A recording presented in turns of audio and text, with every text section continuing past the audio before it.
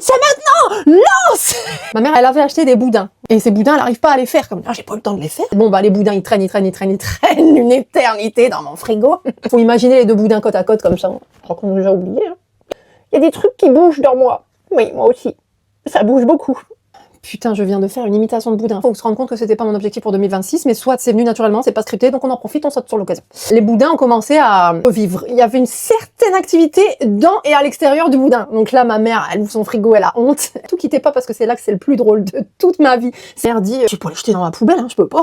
Alors là, les boudins, ils courent tout seuls, hein. Ah non, je mets pas ça dans la poubelle, hein, moi je te le dis, alors c'est pas possible. Donc la solution de ma mère, ça a été que comme le midi, on allait manger chez ma mamie et qu'on prenait la route et l'autoroute, on allait jeter les boudins. Ouvre la pas dans la 205, en train de prendre carrément la bretelle d'entrée sur l'autoroute. Elle avait quand même monté un plan très stratégique à l'époque. Elle a emballé les boudins, mais dans au moins 10 sacs plastiques. Un sac plastique dans un sac plastique, dans un sac plastique, dans un sac plastique. Avec mon sac plastique et mes deux boudins sur les genoux, que je sentais un petit peu bouger quand même.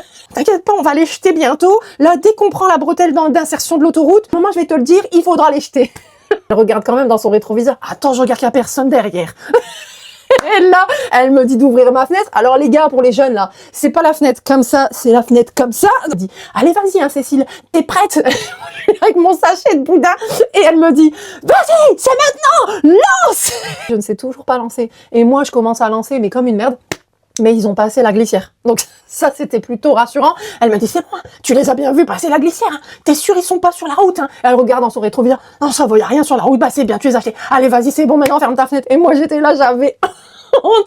Je peux vous jurer qu'on est arrivé chez ma mamie, on a passé un midi extraordinaire. On riait, encore une expression de ma mère, on a ri comme des bossus, hein.